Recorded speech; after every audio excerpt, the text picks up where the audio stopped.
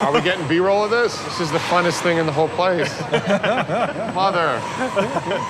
It's menacing, it's deliberate with its movement, and it almost looks like a gymnasium. Yes. Right? You've got the weights on the rack, 110 kilograms, 270 kilograms.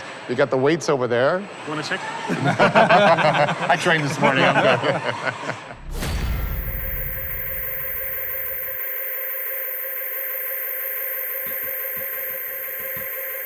We are living in a time of greatly accelerated technologies.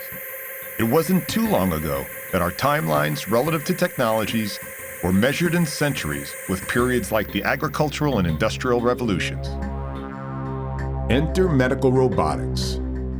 These surgical robots will both assist and advise in surgery, and one day be able to perform the surgery as the surgeon stands by and watches.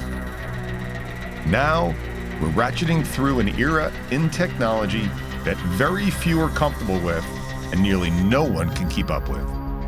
When you consider the iPhone made its way into our hands a little over a decade ago, today, most of us would likely sacrifice a limb instead of giving up our iPhone. Have we already become bionic? And is it just a matter of time until that computer is attached to us?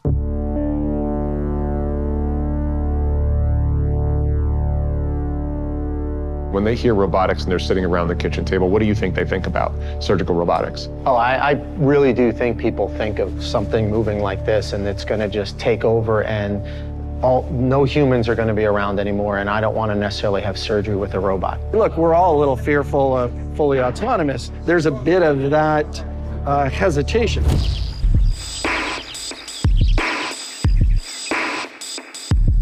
Corindus. It's a robotic system that saves hearts and brains. That means a heart attack or a stroke. The key here, though, is that this robot provides a teletherapeutic solution. That means it can bring a clinical solution for stroke over a 5G network, where the surgeon can be hundreds of miles away and be saving a life, repairing a heart from a heart attack, or salvaging brain function due to a stroke.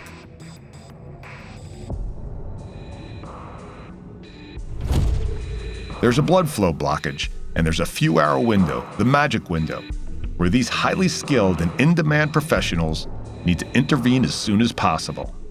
And if you're not near a stroke center, you are going to live a remarkably different life than if you were.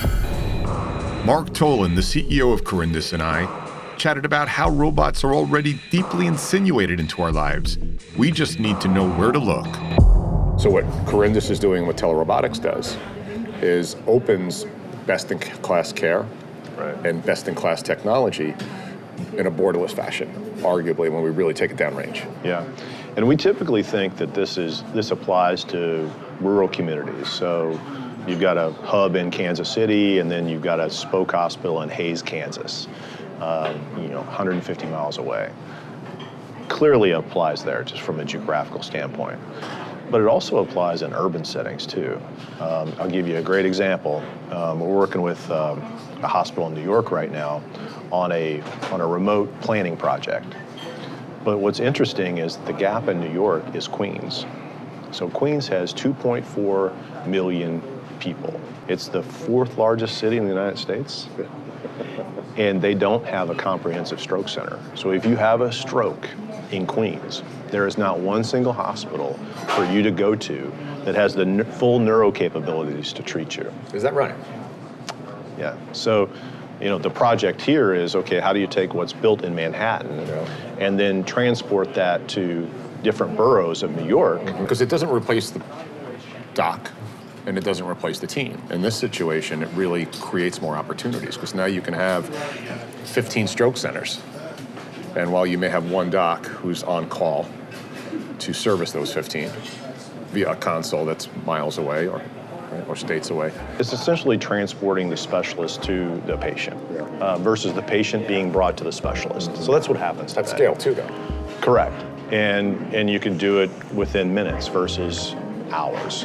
What we like about the whole concept around do robotics replace people is that we always use the analogy around the airline industry. The airline industry is inserted technology into the equation a long time ago, and they did it all for safety. So when they brought in technology like autopilot, computerized algorithms, it didn't mean the pilot went away. It just meant the pilot became more cognitively aware of exactly what's happening because they weren't asked to do all that work themselves. So then they can start to look for problems that happen during the course of flight. And so if you are Sully and you need to land the Hudson, you're there to do it. However, if the flight plan's going well, then why not be more cognitively aware of what's going on versus being physically required to do things? So you're actually thinking about the decisions along the pathway of treating that patient.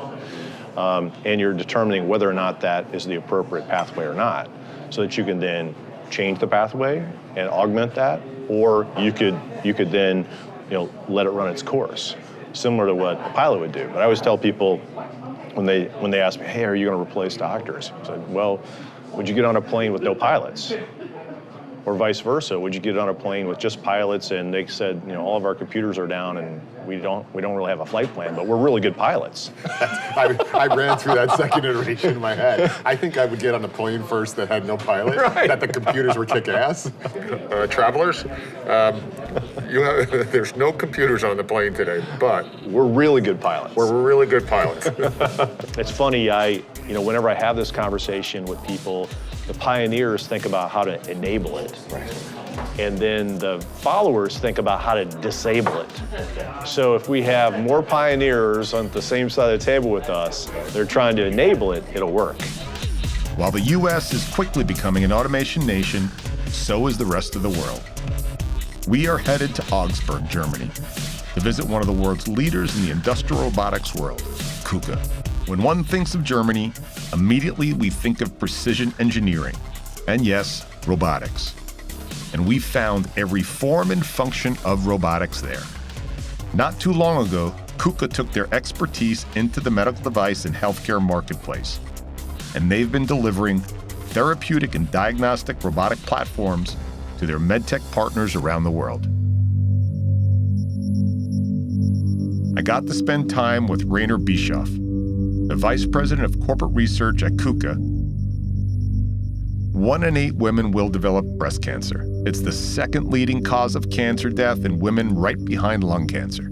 Early detection and intervention means moms, sisters, grandmothers, and daughters are sticking around, continuing to make this world a better place. We took an MRI, Or an MRI before, we detected the lesion. So what we are doing is we are scanning the breast. We get a 3D model of the breast. Yeah. We match it to the MRI data. Yeah. And then in the end, the robot is computing the best pose where to position a through hole from which you can take the biopsy. I have an old picture that's really good picture. The ultrasound is live though. It doesn't quite have the exact precision, but I can use technology. Features in the images, I can align those features and are able to match them and then to find the right spot where I should take the biopsy.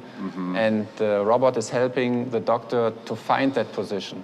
So rather the doctor holding the ultrasound scanner manually, trying to find the right position, now the robot is helping the doctor to find that position and even to help him to orient the biopsy in the right way. So assist, advise, but still live the final movement in the hands of the doctor. Yes. Right. Yes. Right. So we're giving the doctor much more information live to allow him or her to use the protocols that they went through in college or university. Exactly. Exactly. We live in a data-rich world. In fact, dataism might be the new religion. We have quickly moved into a cyber-physical, integrated world, and a majority of us don't understand it, and as usual, that which we do not understand, we demonize. Look, there's no going back. Technology has never gone backwards. You had better get used to it, or at least try and understand it. My next destination is Dublin, Ireland, where I sit down with Scott Hunnekens, who is recognized as one of the true data, automation, robotics leaders in the industry. Scott was the CEO of Verb Surgical, which was a joint venture between Johnson & Johnson and Google, and they were developing the world's most sophisticated surgical robotic platform the world has ever seen. you've run some major corporations, billion-dollar corporations, and most recently ran Verb Surgical, one of the most sophisticated surgical robotic platforms the world may ever see. Yeah. And there's people who worry about robots coming.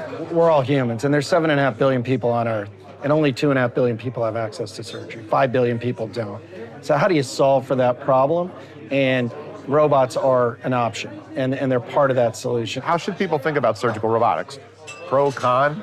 Everyone thinks robot, you immediately go to, Arnold Schwarzenegger, right? And the movies. Terminator. And Terminator. And you're like, I don't want that dude coming in and operating on me. So it doesn't replace the surgeon today? No. It augments the surgeon? It augments the surgeon. They can see things they couldn't see. They can have fine motor control that they couldn't have before. Look, there's a general fear. I've been in a lot of surgeries, and like Intuitive Surgical is the leader, and it's this big system that comes over, and it's claustrophobic, and it can be scary and intimidating for people. And we need to understand that, and we need to build systems that interface with humans, that have a more human, empathetic feel. But the reality of it all is there's a tremendous diversity of performance that exists in surgery. So if you're in different geographies or within the same hospital, like, how do we democratize surgery? How do we make sure that every person goes in and can get the same level of service? That's hard without an interface like a robot. So yeah, you think of Terminator, but you also think of things, you probably don't think of things like Google driverless car. That's a robot. I mean, it's basically got all these sensors, and it's reading from these different inputs, and it's driving. Just like, the smartphone activated all these other apps. How many companies are there now with $10 billion valuations or greater that have changed our lives since 2007? From, Airbnb, where I can book a hotel. Uber, Waze, right? Exactly. All of these apps where you needed mobile. Without mobile, you couldn't do them. Without the robot, you can't do them. Now with the robot there, with connectivity, creates all these new possibilities. Yeah, I like that thought a lot, and I hadn't even thought about that. We will be the very first generation that will rely on a machine to do thinking for us.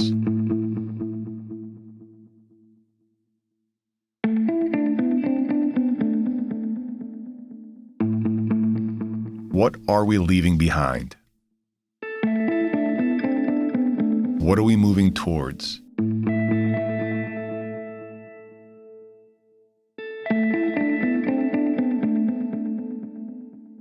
What future are we setting up for our next generation?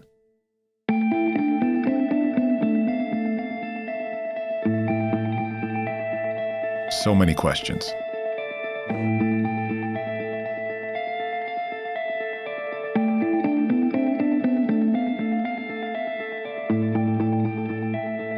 You're welcome, True Future.